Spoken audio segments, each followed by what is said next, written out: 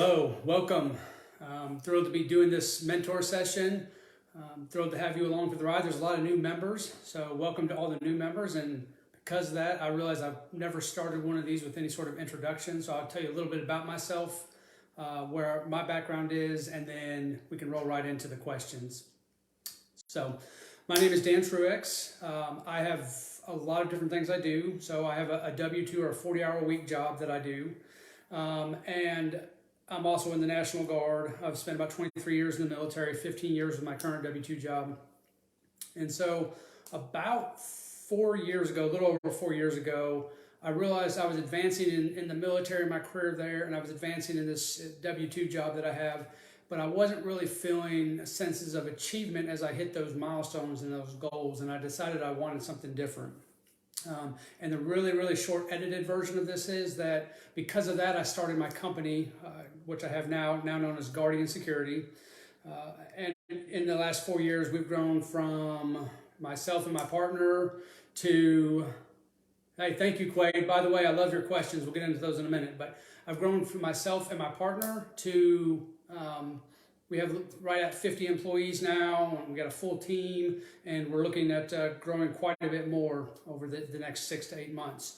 So I've also started another company, which is Night Shift Nutrition, and we're looking to launch our first product in around October 1st to 15th. So a lot going, hello honey, a lot going on there. But I also want to give you that information because I've said this before at the start. Every single mentor session, you're going to have different mentors answering your questions. Each of those mentors has a different background. They have different experiences.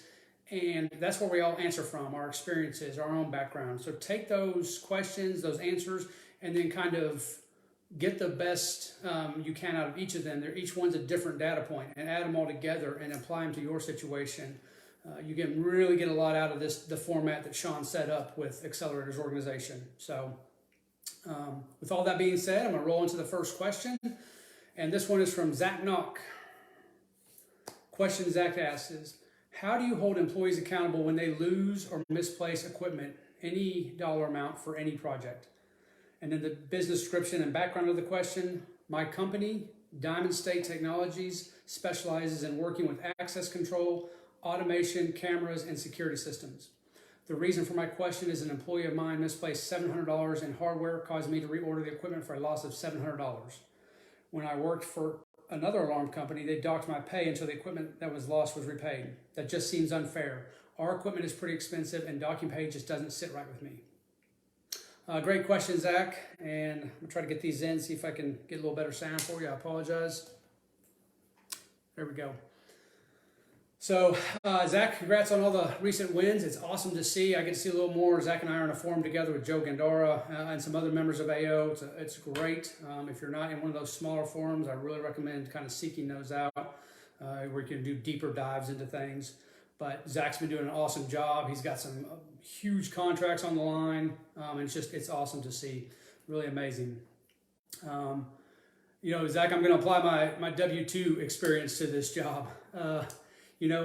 When I first started my business, I kind of was doing the same thing. We'd have these things that had happened previously in other jobs I'd had, and I didn't like the way those went.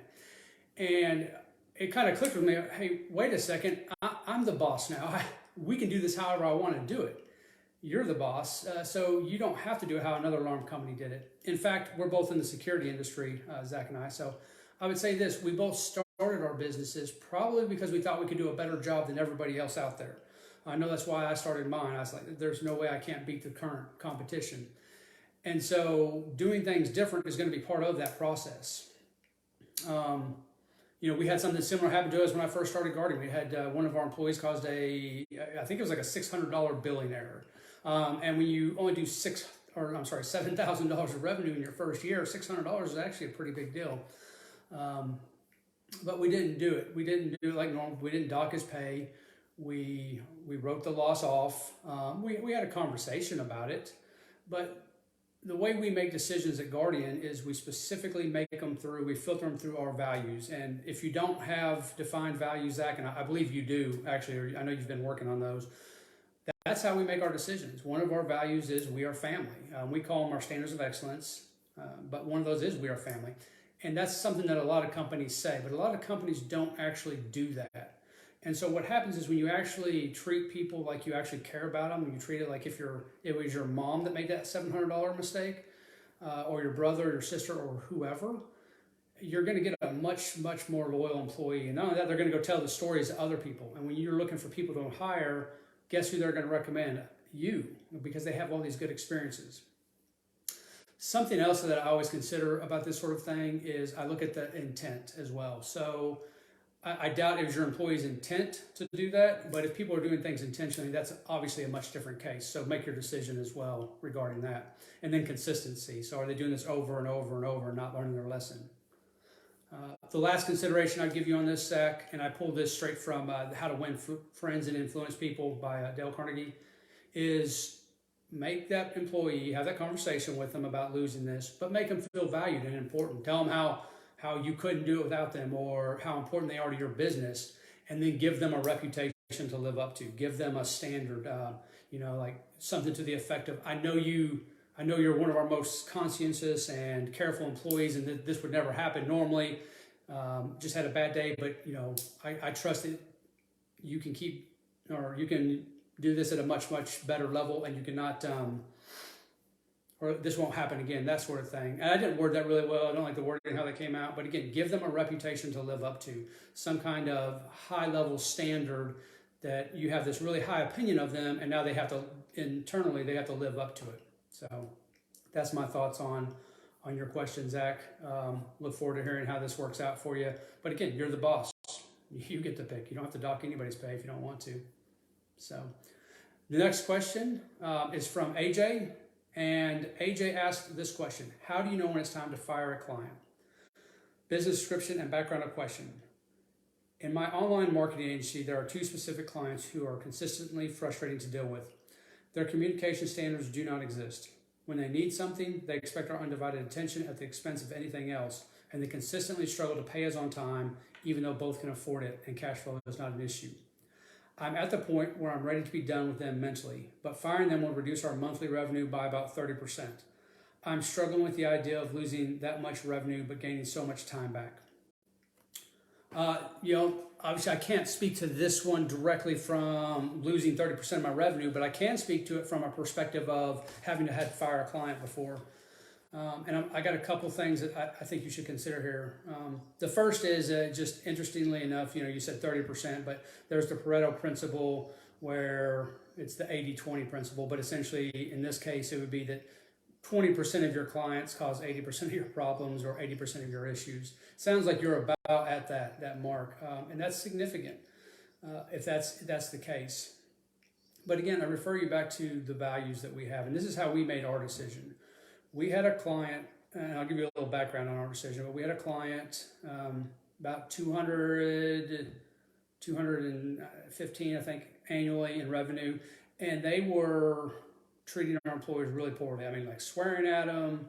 It was specifically the guy that was overseeing the entire site, so kind of like their district manager, for lack of a better title, but just berating them in front of other people, and then just really poor guidance, communication. And some of this stuff was genuinely the employee's problem or fault, but some of it definitely wasn't too.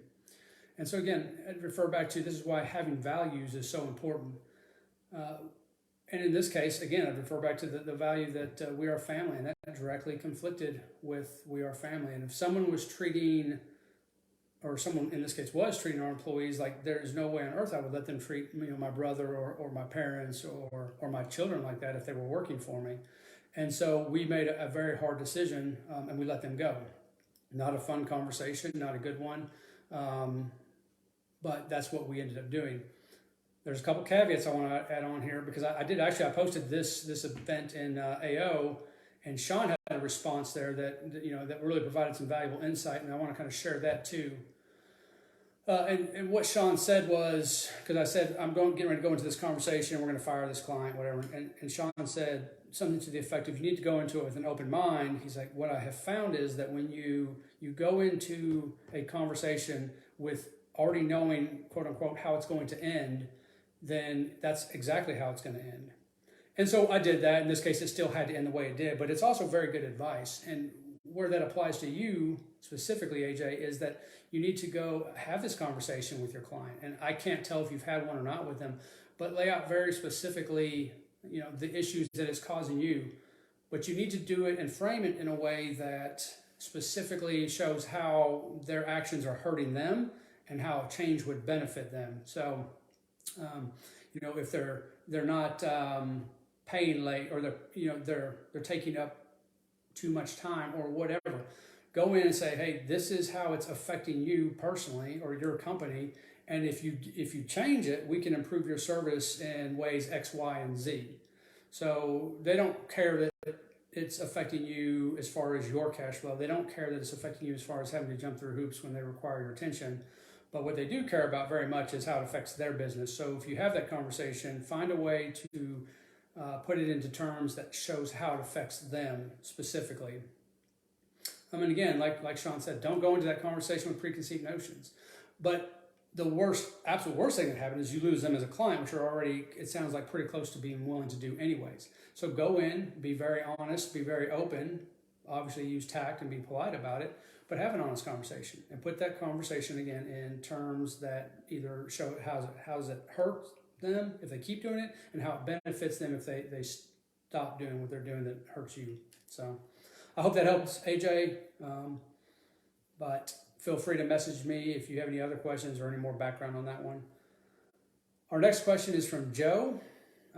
Joe, the Home Pro, how are you, sir? And the question Joe asked is, how do I offer benefits to my team members when I only have a few? Who do I speak with? And then business description and background of question on a home inspection and home wash company.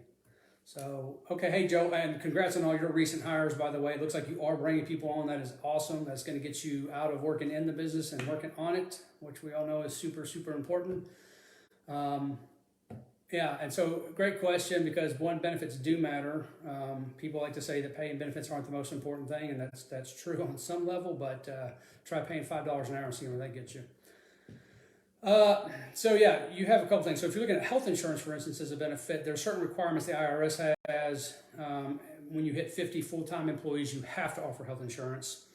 Now, you can offer it before, but the problem becomes that it's actually kind of difficult, because we tried before 50 employees, and you actually have to have a certain percentage of them that are willing to sign up for it before most companies will go with you. There's some options there you can consider, such as, I know our local Chamber of Commerce does a program where you can kind of join and then get some kind of group added benefits. But I'm going to give you another way you can consider, something we've actually used for a while now, especially when you're a smaller company, you have fewer employees.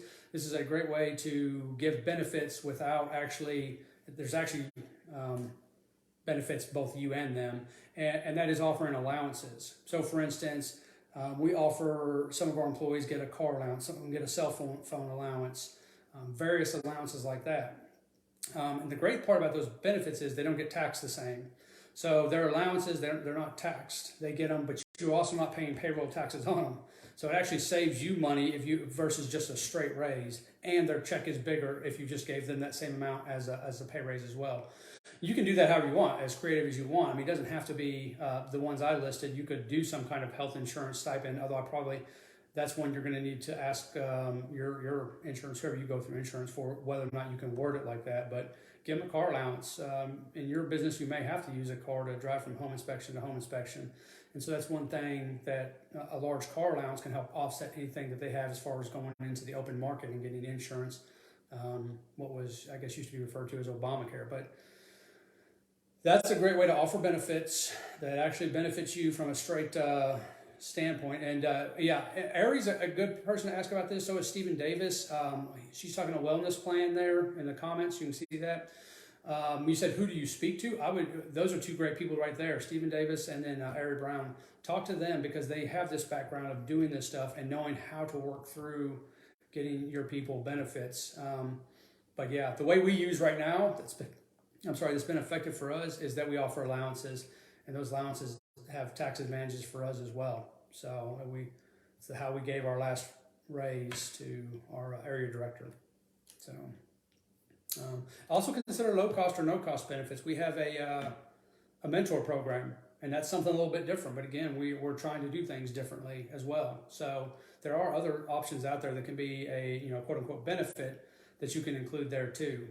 But you need to get creative and think through that. Benefits, or I'm sorry, the example for us again is the mentor program. So something to consider.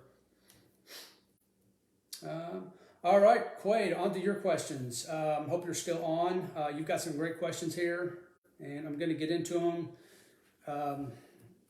So the first one you asked is, and some of these kind of blend together, by the way, Quaid. So it's going to be some of them. The answer to your second full question kind of covers some of this as well. But the question Quaid asked is, how soon is it too soon in regards to scaling? Business description and background of question.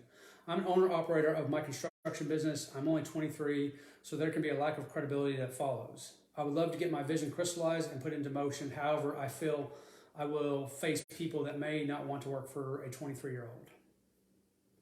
Quaid, I feel like you have two questions in this one, so I'm gonna address both of those, and then we're gonna go to your final full question or third question in this case.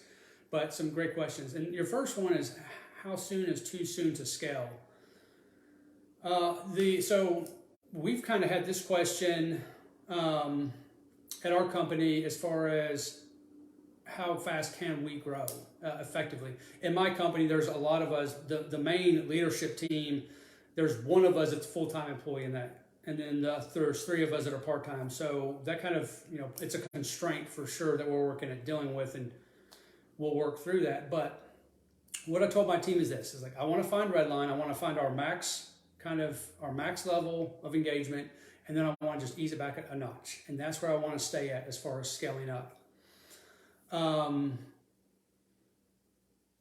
The number one thing you've got to consider in yours is you can't have a drop in quality. If you have a drop in quality and you're combined, you're concerned about being 23 and then you're doing low quality work, that's a problem. So you have to find that max level you can operate at.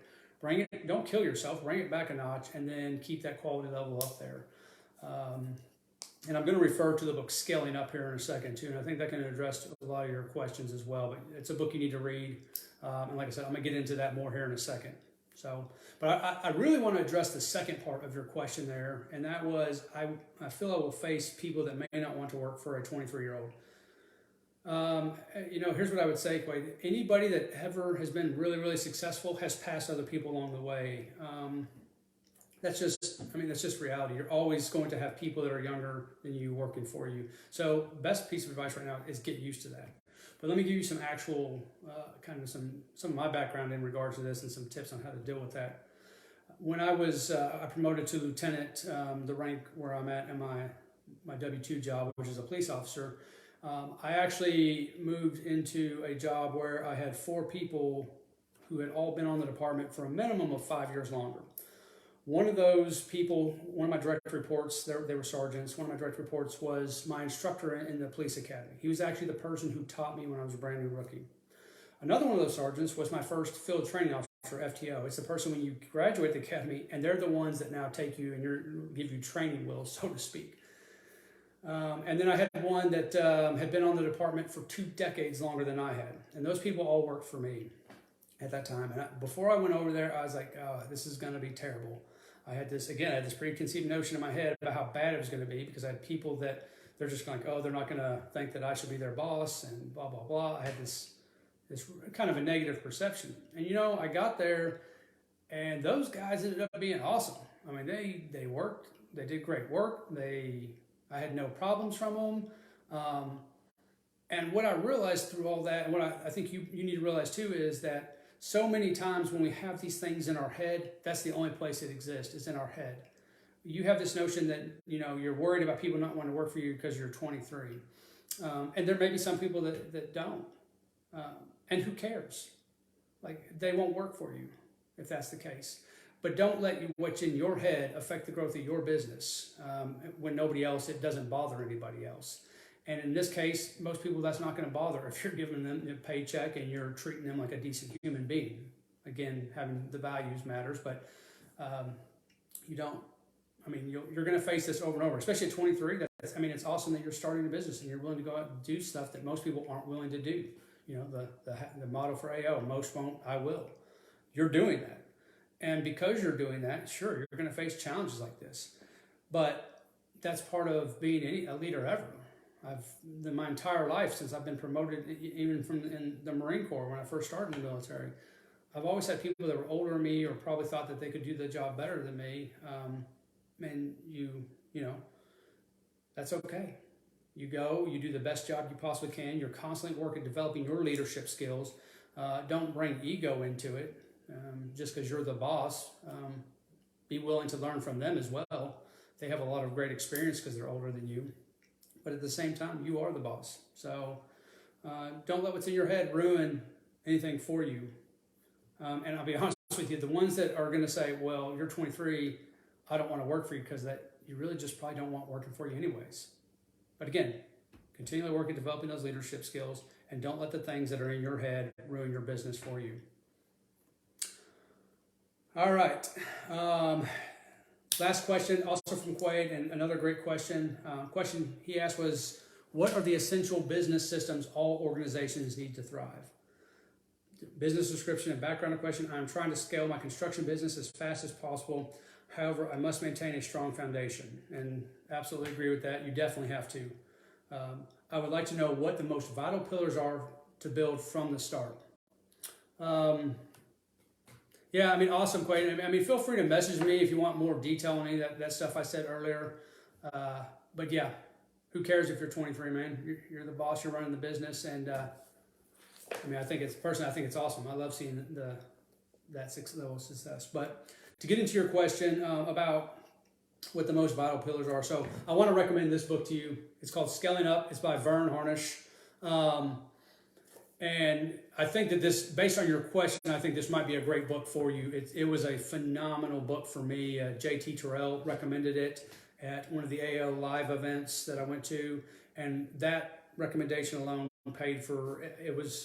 I would have, if I could have left with just that sentence with JT recommending it, I would have got every penny worth out of that conference alone. So anyways, so what this book does is it breaks it down into scaling a business up, and it looks at 4 specific things. And the first, well, I'm not going to go in their order, but it looks at cash, it looks at people, it looks at your systems, and it looks at your execution processes. But going into those a little bit, so for instance, you really need to understand as you scale a business up, cash flow. And not just, I'm not talking revenue, I'm not talking top line revenue or bottom line revenue, I'm talking about how much cash is coming in, and what kind of cycle is that coming in. In here it talks a little bit about a cash conversion cycle. There's things like that goes a little deeper into. I actually I've read the book 4 times, but cash flow is so important. 82% of businesses that fail cite cash flow as part of the reason why they failed. Cash flow is critical. It's probably especially critical in the construction business when you think of if you have to pay ahead of time for expenses like materials or labor or anything like that before you get it back. I mean, I know in our business we do. Some businesses we don't.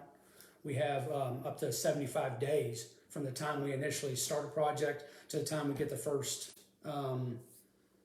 income revenue back for that. So we have to manage our cash flow very, very carefully. We have a massive project potentially coming up that we're going to, again, we're thinking about this 4 or 5 months down the road and making sure we have the cash flow available to actually manage that and be where we're at. But cash and understanding the revenue and the income and specifically the cash flow in your business is critical for scaling up. Obviously, the right people are critical for scaling up. Bringing those people on, and again, who cares what age you are? Who cares if they're 45, 50, 60, whatever, if they're doing a great job for you. But getting the right people in and building out your systems as far as hiring, and I'm going to cover it in my personal experience here shortly, but is critical. As far as your systems goes, that's what I'm really going to dig into in a second, and then your execution and how you execute the things that you're actually going to do. But more specifically, let me talk you through my experience and how we did this. So how do we identify ours? And I don't know if you have a team. It doesn't matter if you have a team or not. It's great if you do, but you don't need a team to necessarily to do this. So I had my team meet. We meet every 12 weeks, and we do a 12-week planning cycle. But for one of our 12 weeks, what I did was basically whiteboarded out every single process we had. I looked at it from a perspective of, okay, so when we We bring a client on, we got to do X, then Y, then Z, and we just literally laid out every single process. And we came up with 6 specific ones that we have that as a whole, it's how our business functions. So now we have kind of an outline of how our business functions. And I think that's critical for you to do. So you have a really strong grasp of how yours functions. I'm gonna cover some of those just to give you an idea of what I'm talking about here. So you, no matter whether you have a sales team or not, you have a sales process. Even if it's not documented, you have some way you acquire new clients. And so you need to document that out. It doesn't mean that your sales, that whatever you document this time, in fact, it definitely will not be perfect. It never will be perfect, but it probably won't even be that good. But you cannot tweak or improve anything until you have a documented process. If you keep it all up in your head, one, you'll never be able to scale your business anyways, because you're the one that has to do everything and has to know everything. But you have to put it down on paper. One of the things that I say all the time, or we say in our company all the time, is get it down, then get it right. Hey, let's get this process down, and then let's follow the process, and then let's start tweaking it. Okay, we have this client onboarding process, for example, as part of our client process, but how we bring on new clients. We have a checklist that we go through, but we also review these. We review each process quarterly, not every single process quarterly, a process quarterly. So, each process is going to get reviewed once every year and a half. So once every 18 months, we'll go through, for instance, the personnel process, and we'll kind of make the changes and the tweaks. But we follow those processes, we identify issues in them, and then we change it. It's that constant cycle of improvement, though, that really gets your processes where they need to be. But, and sorry, I kind of went off the wrong rabbit hole, or down a rabbit hole there. But again, get the outline of all your processes. How does your business function? So you have the way you acquire clients. You have how you bring those projects, how you get those projects started in your case, maybe, for instance. You have how do you hire people for those? How do you onboard those people? And get that outline, and then start creating written processes. And those can just be outlines of those processes as well. You don't have to write a 700-page manual here, but you have to understand how it operates, and you have to be able to reasonably use those documents or processes you create to train other people as your business scales up. You can't scale up, again, if you're the only one. That's impossible. So being able to relate those processes to other people is critical to scaling up. But to give you an example of some of our processes, I talked about the sales process, how do you acquire your clients. The financial process, part of that is cash flow, but it's understanding everything from billing and invoicing to understanding what kind of cash you have coming in, what kind of cash you have going out, where that's going to put you. And understanding that far enough out where you can make decisions that actually allow you to scale up, versus realizing that when you get offered this once in a lifetime opportunity project, you don't have the cash flow to do it. That's that hurts. We have our operations process. In our case, we build out specific SOPs or standard operating procedures for security at a specific site based on that site alone. We have our personnel process and client process. Part of that's our onboarding process. And these all have there's some overlap in them, but we have a very clear understanding of how our business functions. Now, we're not perfect, and we're constantly working on improving those processes, but that's part of it because we have those processes actually written down. So you need to get those written down. And again, even if it's just outlines to start, then you can start working on improving those. The last thing I want to say about this is that simply you can create all these processes, you can have all these great ideas, and they can be, let's just say that you're the first person ever, and you create the perfect process, and you have it's written, it's just amazing, it's mind-blowing. And then you put it away and you don't use it. Well, that's a problem, obviously, because it has no value if it's not actually something you follow and you use to teach other people. But the second thing I want to talk about is KPIs, key performance indicators. There's a saying, what gets measured gets managed. If you're not actually finding a way to quantify these processes, so for instance, your sales process, if you don't have a way to quantify it, you have no way of knowing if it's actually working or not. If I spend X dollars on Google AdWords, what's my ROI on that? What return on investment do I get from that? How many calls do I get, or how many, whatever. What you have to identify are the KPIs, the key performance indicators, and then you have to actually track those things. And then that's what's going to really actually allow you to make those tweaks, because If there's no percentage, or again, if you don't have a number attached to it, it's just, there's no way of really knowing. You're just guessing, or you're using fillings, and fillings is not a way to run a business, at least not in this case. At our board meeting, my CFO will report everything. Like, for instance, accounts receivable. We had this last night. He goes over the accounts receivable, where we're at on that, who's late by how many, and what that allows us to do. For instance, that KPI is now I can say, okay, I think we have about 300, maybe give or take, outstanding, but I can go down and say, okay, why do we have that much outstanding, and then what do we tweak to reduce that by 10%? What do we? And again, that because again, that has to do directly with cash flow, but that's one of those things. We track that number so we can manage it. And if you're not tracking it, you have no real way of making changes that are effectively going to work for you at all. So that's a long-winded one, but again, start here. Start by reading Scaling Up, because this is really going to help you outline and probably even understand your business better than you do now. It is a phenomenal book.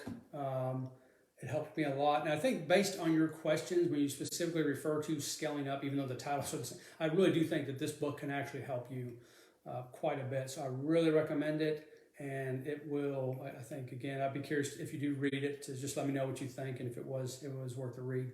But like I said, I've read it 4 times, and I don't know there's any other book I've ever read 4 times. So anyways, I appreciate the questions. I appreciate everybody's time.